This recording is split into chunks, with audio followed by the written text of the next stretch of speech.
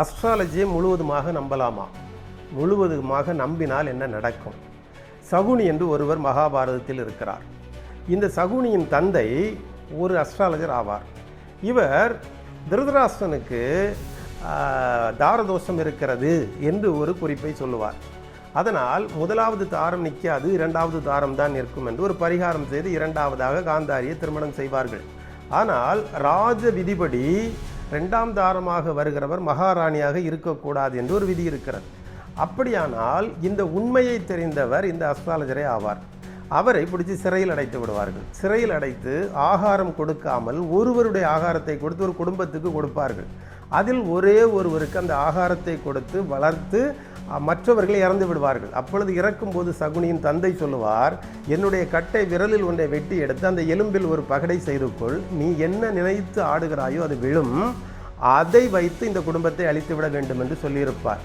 இப்பொழுது பாருங்க, முழுக்க அஸ்ட்ராலஜியை நம்பினதுனால் அந்த குடும்பமே அழிஞ்சு போச்சு. அப்போ அழிந்த காரணத்தினால் அந்த குடும்பத்துக்கு எதிராக கிருஷ்ணரே வந்து யுத்தம் பண்ணுகிறார். அதிகமாக நீங்கள் யாரெல்லாம் அஸ்ட்ராலஜியை நம்புகிறீர்களோ அவர்கள் குடும்பங்கள் ஒட்டு மொத்தமாக அழிந்துவிடும். அதுக்கு இறைவனே உங்களுக்கு எதிராக செயல்படுவார். இது ஒரு விதி.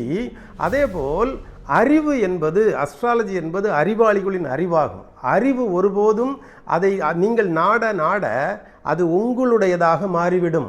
அதே நேரத்தில் நீங்கள் இறைவனை நாட இறைவன் உங்கள் வேலைக்காரனை போல் இறைவன் ஒன்று, நீங்கள் ஒன்றாக மாறிவிடுவீர்கள். உங்களுக்குள் இறைவன் அறிவின் ரூபமாகவும் ஞானத்தின் ரூபமாகவும் உள்ளே வருவதற்குள்ள வல்லான வழியை தேடினால் இந்த விதி பாதியாகும், அந்த இறைவன் பாதியாகும்.